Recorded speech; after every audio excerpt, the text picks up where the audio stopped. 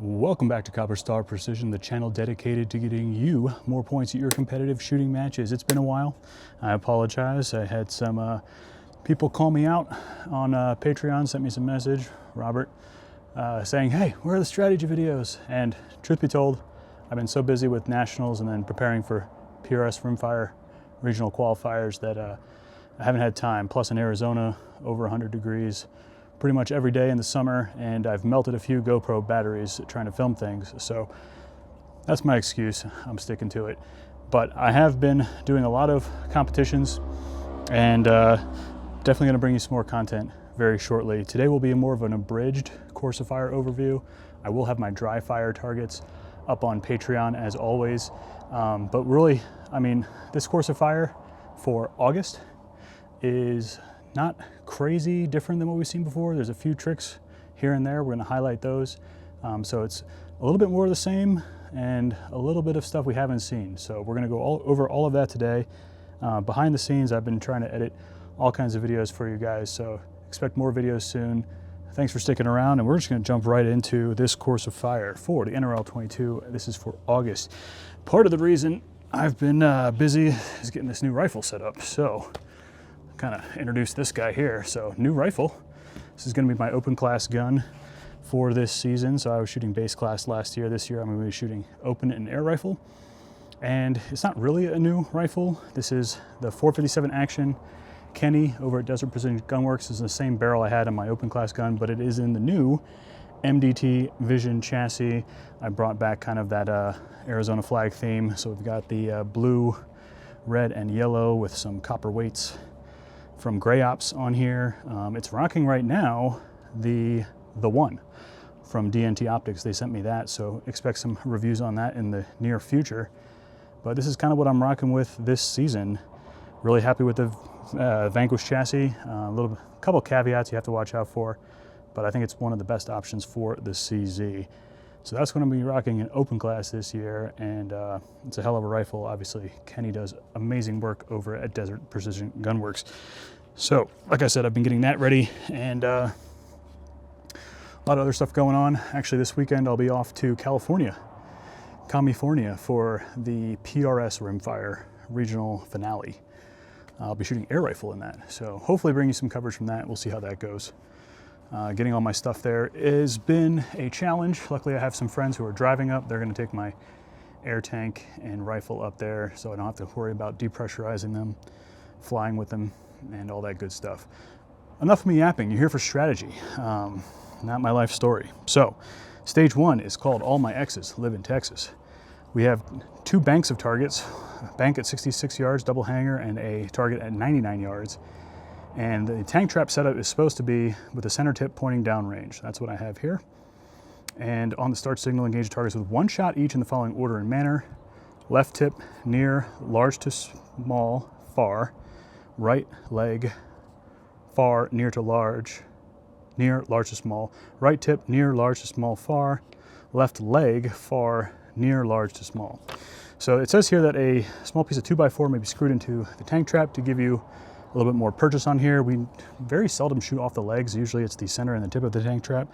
So that's one of these things, again, in this course of fire, that's a little bit different than what we're used to before. There's also some restrictions on here. One bag limit, so going back to old school NRL22 rules, and the bag may not touch the ground. So that's gonna really limit our choices on what to do here. As far as gear goes for this stage, your favorite wedge-shaped bag, if you have a sticky version like this one of the Armageddon Gear Game Changer, it is going to be able, you know, that's the OG size, here's the pint size. It's going to do a better job of staying on the tank trap leg, but I'm going to try it without a sticky version. If you have someone at the match who has a sticky version, that's probably going to be the way to go. It's going to be a little bit easier just to get that purchase on the leg, so your bag's not sliding off. It's also going to depend on the angle of your tank trap and all that kind of stuff.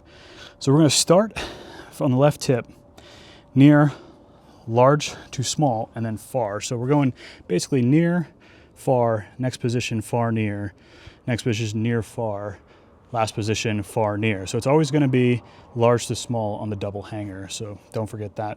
As far as dialing or holding over, because you're going near, far, and then far, near on the next position, feel free to dial on this. However, if you're not going to practice getting solid, stable positions on the leg sections, it's probably going to be better to hold over, because if you haven't practiced it, and even if you have practiced it, it's going to take a little bit extra effort for you to be able to get to a stable position where you feel comfortable when it comes to those leg positions.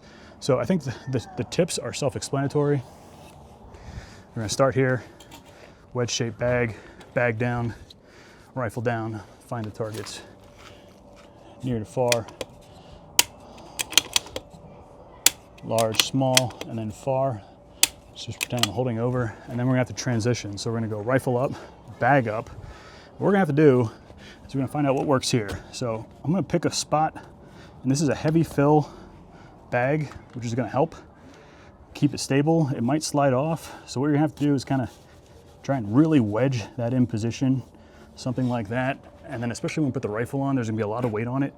So with the rifle pointed downrange, so we're not, flagging anybody, I'm actually gonna reach underneath the rifle and kind of brace the bag into the tank trap like this, so it doesn't slide down. And here we're far, holding over, one shot, and then near again, large, and then small. This is probably the most difficult position for right-handed shooters.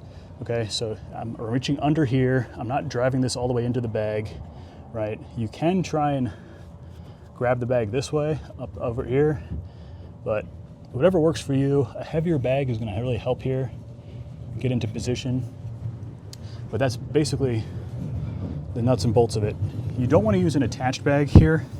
And the reason for that is if your bag is attached to your rifle, it's a flat plate bag, right? So it's gonna have a tendency to want to cant the rifle. So you want full autonomy to be able to move the bag and the rifle, position it this way. You'll see some people reach their hand over onto the scope, hold on like this. But basically it's gonna be some sort of like kneeling, modified prone position. Remember, the bag cannot touch the ground. So as long as you get a big, heavy bag, stable in position, and you gotta hold on to it because this is gonna fall over if you don't, but that's the idea. On the other side, it's a little bit easier as I transition over here, keeping the rifle pointed downrange at all times. Similar thing, kind of get the bag settled. And here I can just take my hand, grab the leg of the tank trap, and here we can actually push in to this position. So I know the next position is supposed to be that right tip, but I think everyone knows how to do that. We're gonna take a kneeling position here. Here my hand is underneath the bag, and we're just gonna finish up our course of fire. So I think this is gonna throw a couple people for a loop. Again, if you didn't see what I was doing down there, bag is here, hand goes underneath the bag, basically grabbing the tank trap so that the bag does not slide down like this. So on this leg, it's easier for right-handed shooters because your left support hand is gonna be underneath the bag.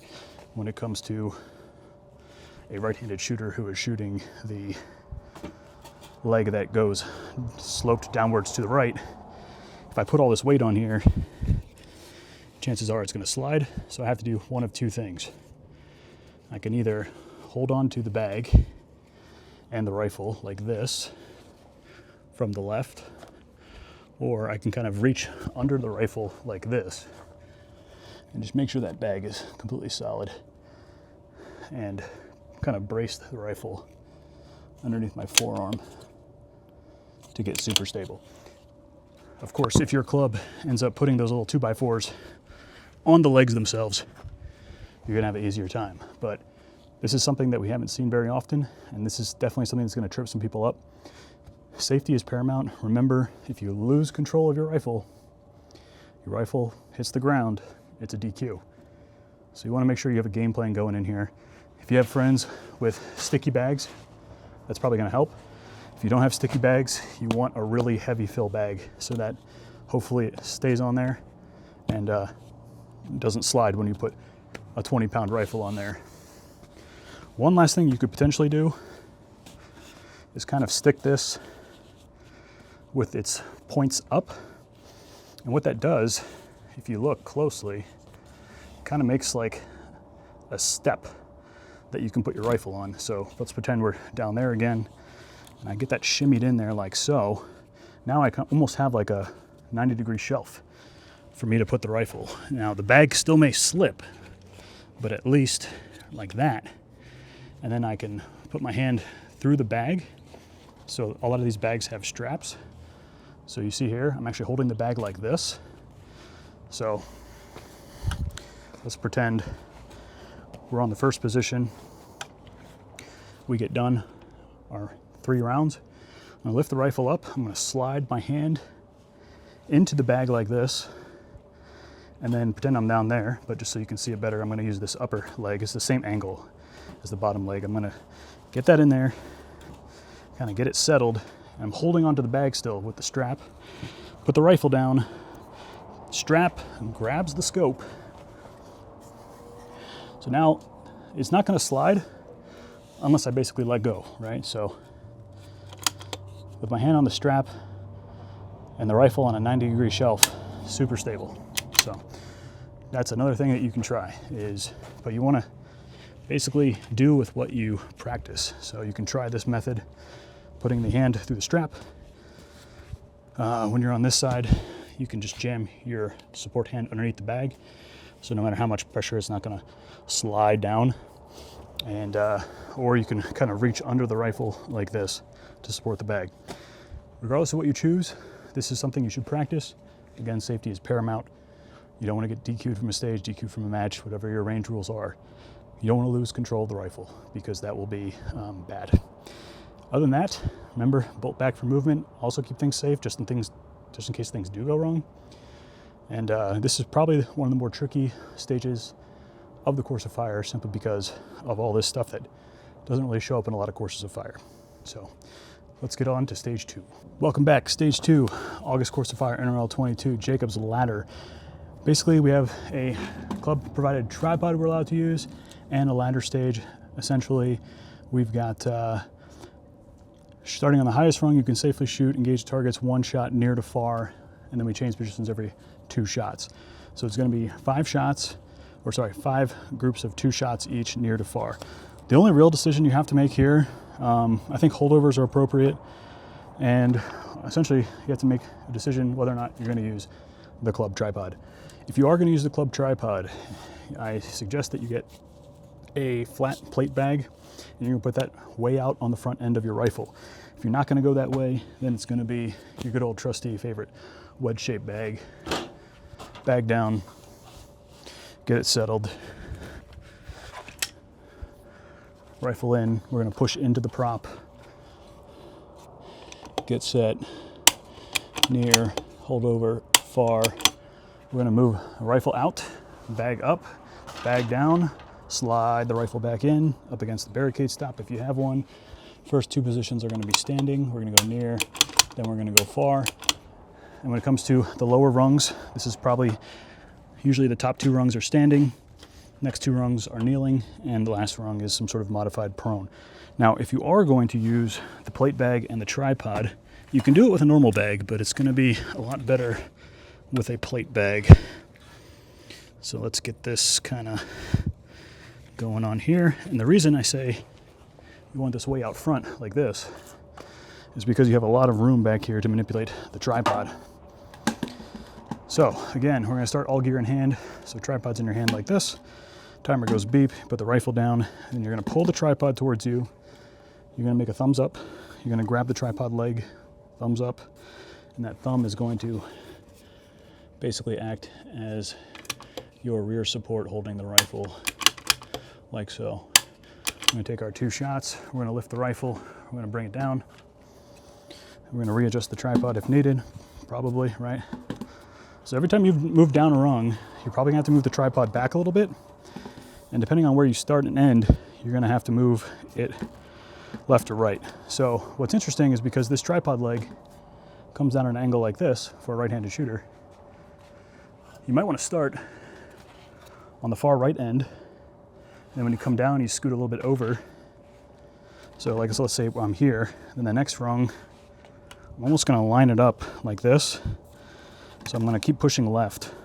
That's just gonna limit the amount of movement I have to do with the tripod. So let's say I'm here, again, thumbs up, near than far, just like so. Super easy. This is weird that this is the time stage. So you do get bonus points, but it doesn't really count for anything if you miss a bunch of shots. So keep that in mind. I think this is a really poor choice of stage for the bonus stage because it is difficult to go fast and be accurate. Kind of depends on how good your tripod management is, or if you're going for speed, you might want to choose the one bag option. But other than that, straightforward stage. Again, when it comes to that tripod, thumbs up like this, rifle stock goes right in there. I've also been known to wear like a glove on this hand, you know, channel your inner Michael Jackson and put your one glove hand so that you get a little bit more grip on the tripod. There also, Armageddon Gear makes the Rear Admiral, which is a really cool piece of kit. It's like a bag that goes on your buttstock, super light, so you get a little bit more control when you squeeze the buttstock into the tripod itself. But other than that, ladder stage, we should be very used to this at this point. The question is, are you gonna use the tripod or not? If you're not, single bag solution should work totally fine. If you are, it does help to have that flat bag out very far in front of the rifle so you have enough room back here to maneuver the tripod to get your rear support. Plus, the greater the distance between your 2 points of contact, generally speaking, the more stable you're going to be instead of being up and close. You know, you don't, every little movement is exaggerated, whereas here, the same amount of movement isn't as exaggerated in terms of angle of deflection of the rifle.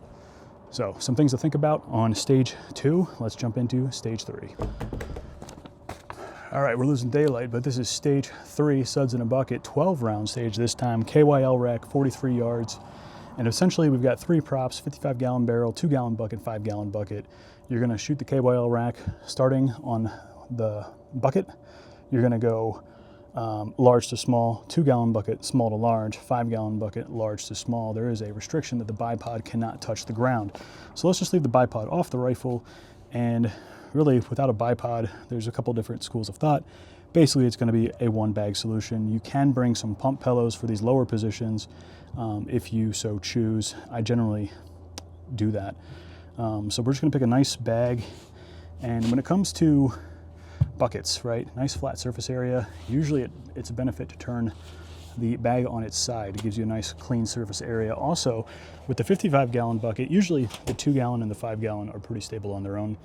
On the 55 gallon barrel, you know, if you put it back here, you might get a lot of wobble. I like to kind of go, if I'm a right-handed shooter, I like to stay on kind of this side, right? And I feel like it just gives me a little bit more stability. It depends on your barrel. But maybe straight in the back is not always the best option. If you're a left-handed shooter, you probably want to be on the left side. I find that I usually get a little bit more stability on the right side. So, you know, in terms of what this looks like on a stage, we get in here. I'm gonna take a high kneeling position, and then essentially, you know, this is where that pump pillow comes in. Let's bring these along.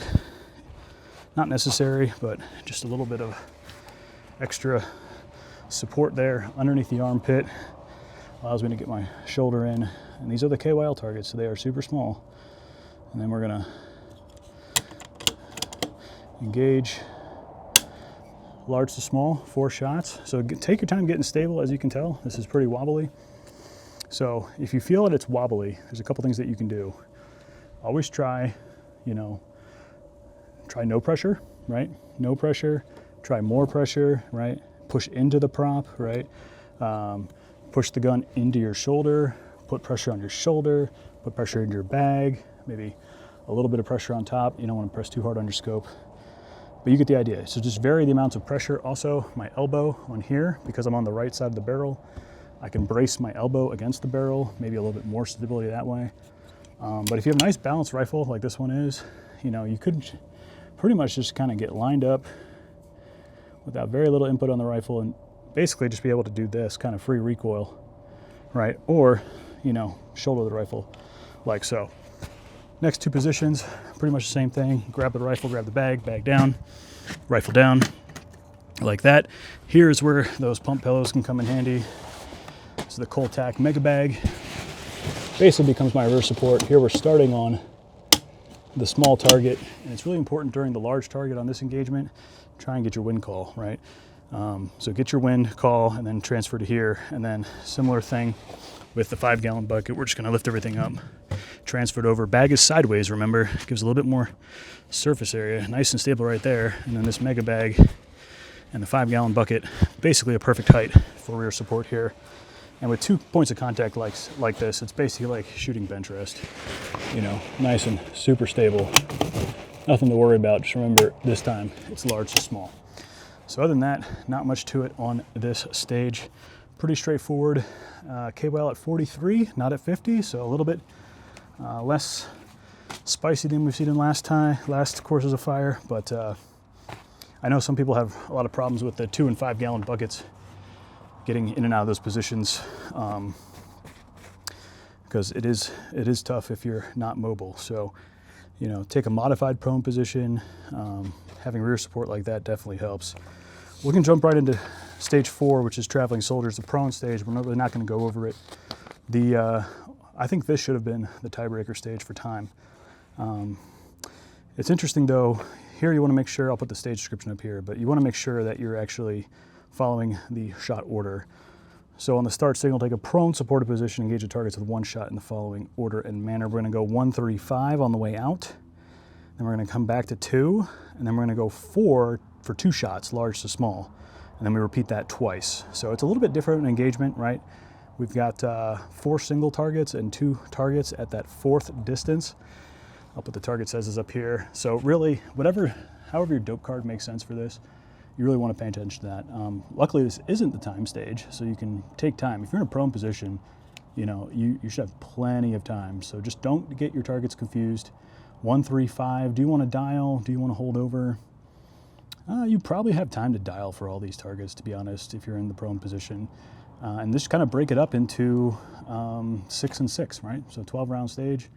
I'm going to do a 6-shot engagement, and then I'm going to do that again. So with that, let's jump into stage 5. All right, we're all set up for stage 5. I got friends in low places. 10-round stage. On the start signal, engage the targets with 1 shot each in the following order and manner. Top of sawhorse, small to large. Chair seat, large to small. Cinder block, small to large. Chair seat, large to small. Top of sawhorse, small to large. So how I remember that is everything is small to large, except the chair is going to be large to small. It's kind of how I think of it, and we're just going to go 1, 2, 3, 4, 5. Pretty straightforward stage. Not much to say about here in terms of gear. I like to bring these pump pillows, basically make 2 points of contact on the sawhorse itself. Your favorite wedge-shaped bag, and we're going to put this bag usually over one of the legs. And because we're moving, you know, back and forth to the right, I'm going to put it over the right leg. It tends to be the most stable. We're going to get that settled on there, nice and flat, rifle down. And if you want to bring 2 bags, you know, since we're coming back to this position, you can just leave this bag there. But this is super rock solid, especially over the actual part of the leg instead of in the middle. Sometimes you get some wobble. Basically, I'm putting all my weight on one end. I'm gonna take a kneeling position. I'm gonna dig my knee into my thigh, or my elbow into my thigh, or my knee into my tricep. You don't want bone on bone contact. You always want bone on muscle contact. Bone on bone is not very stable at all. So for this height, for me, it's a kneeling position. We're going to put our trigger finger the same side that we are dominant with our trigger finger, in my case right-handed. Put the right knee up, elbow into the thigh, come into the rifle, find the targets. This one is going to be small, then large.